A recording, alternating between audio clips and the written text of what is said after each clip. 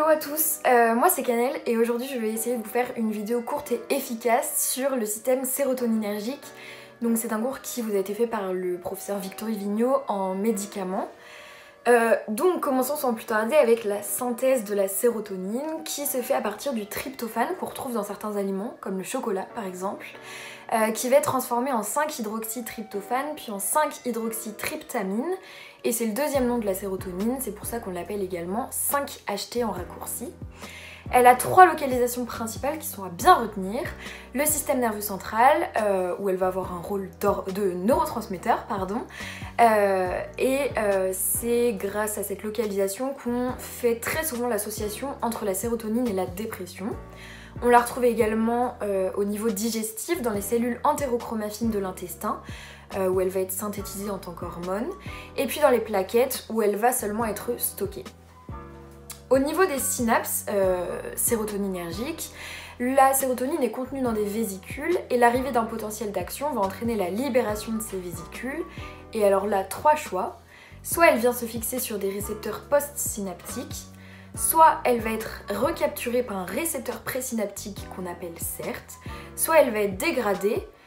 Si on est dans la glande pinéale, elle va être dégradée en mélatonine, l'hormone du sommeil.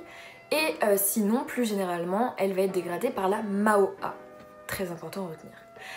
Au niveau du coup des récepteurs, il y en a 7 types, les noms trop simples à retenir, 5-HT puis de 1 à 7. Et au sein de certains de ces types, il y a encore des sous-types, donc ils sont vraiment très nombreux. Ils sont tous métabotropes et couplés à des éléments très variés à l'intérieur de la cellule. J'ai dit tous sauf le 5-HT3, attention, qui lui est ionotrope, c'est-à-dire c'est un canal ionique qui laisse passer des ions et particulièrement des cations, c'est-à-dire des ions positifs. Les possibilités d'action sont du coup très variées et très complexes, c'est ce qu'on va voir tout de suite. Au niveau des vaisseaux, elle a un rôle de vasoconstriction, le petit moyen mnémotechnique de la prof. Dans le mot sérotonine, on a tonine, qui fait penser au tonus. Voilà, c'est cadeau. Dans le SNC, elle va avoir un rôle sur le sommeil, sur l'humeur.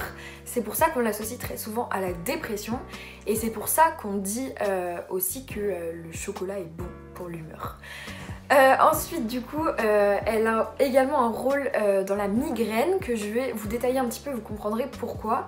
La migraine elle est faite de deux phases. Premièrement une phase de vasoconstriction qui va être responsable de l'aura, donc c'est plein de troubles visuels, sensoriels etc.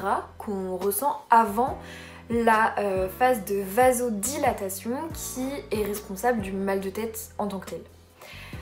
Ensuite au niveau du SN périphérique, elle va être responsable de la douleur, de l'inflammation. Au niveau digestif, elle entraîne des nausées, des vomissements. Au niveau des plaquettes, elle permet l'hémostase, l'agrégation, etc. Plein de rôles, vraiment. Donc hyper large et plein de rôles sur lesquels on va pouvoir jouer, qu'on va pouvoir augmenter ou bien au contraire diminuer, voire supprimer avec des médicaments. Tout d'abord, on va détailler les médicaments agonistes qui vont stimuler, ce sont des sérotoninomimétiques. Il y en a deux types, les directs et les indirects. Les directs, ils se fixent directement sur les récepteurs, comme s'ils étaient eux-mêmes de la sérotonine. Donc il y a les anxiolytiques, comme la buspirone, ou bien des antimigraineux qui vont du coup permettre une vasoconstriction et empêcher la phase de vasodilatation qui donne le mal de tête. C'est ce qu'on appelle les triptans, le nom est très important à retenir.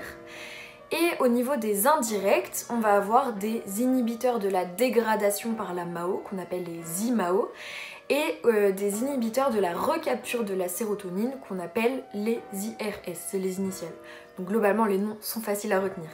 Et ces agonistes indirects, ce sont des antidépresseurs très souvent. Et ensuite on a des médicaments qui vont bloquer son action, c'est ce qu'on appelle des antagonistes ou bien des sérotoninolytiques. Et la prof n'a détaillé que des directs. On a des antipsychotiques qui vont interagir avec le système dopaminergique, des antiémétiques et des antinauséeux. Pareil, le nom est important à retenir, c'est ce qu'on appelle les cétrons. Et des antimigraineux, là vous vous dites trop bizarre, des agonistes et des antagonistes qui sont tous les deux anti-migraineux, mais ça s'explique puisque ceux-là en fait vont être un traitement de fond et vont empêcher la phase initiale de la migraine qui consiste, comme je vous l'ai dit tout à l'heure, en une vasoconstriction. Et donc là on va empêcher la vasoconstriction initiale. Dernier point sur le syndrome sérotoninergique qui correspond en fait à un surdosage en sérotonine qui peut être dû par exemple à une association médicamenteuse entre par exemple des antidépresseurs et puis des anti-migraineux. Donc ça va causer plein de troubles neurodigestifs principalement ou psychiques et végétatifs et le traitement il n'y en a pas vraiment, il suffit juste en fait d'arrêter tout l'apport en sérotonine ou en agoniste et tout reviendra à la normale. Voilà, j'espère que cette petite vidéo aura pu vous être utile et je vous souhaite bon courage pour la fin de cette année qui est proche.